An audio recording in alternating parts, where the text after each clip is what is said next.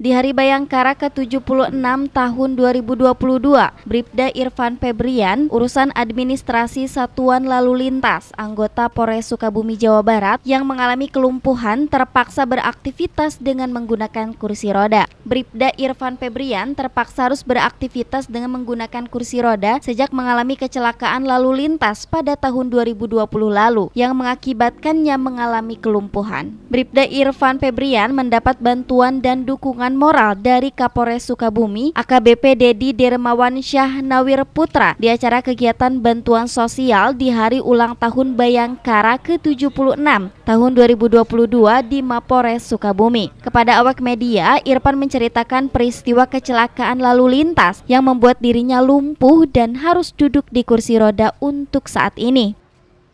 Kecelakaannya waktu saat itu mau gatur mandat. Siap. Dari Cibadak ke Parungkuda, berhubung hujan, berhenti motornya itu terpeleset gitu.